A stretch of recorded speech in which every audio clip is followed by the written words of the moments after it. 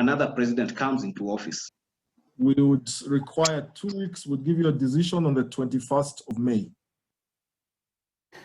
And in rugby tonight, the coronavirus global pandemic has brought along with it unforeseen tribulations, with the sporting world coming to an abrupt stop. For the Kenyan Rugby Under-20 and the Senior 15 sides, glory time will have to wait for later dates. Take a look.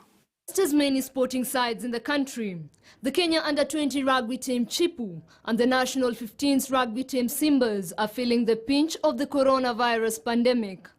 For the Simbas, preparations to feast in 2020 were already in place as the side wanted to make a good gamble on the turf. We've been training towards playing test matches in the Africa Gold Cup.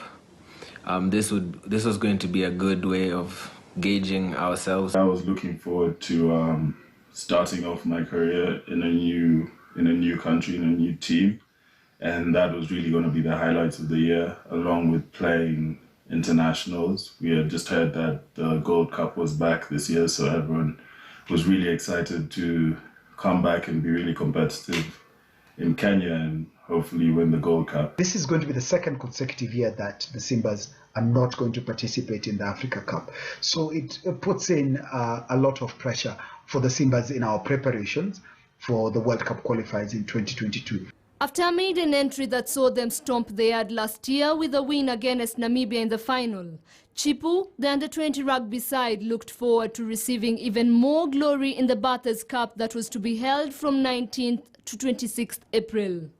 With close interactions considered a high-risk activity, team training had to take a back seat.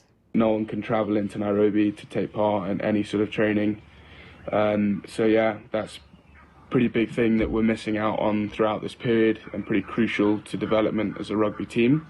Players have been forced to adapt to guided but individual training routines as they await the return of the forsaken adrenaline-pumped Romans. Despite the current state of affairs, high optimism rents the atmosphere as the spirit of the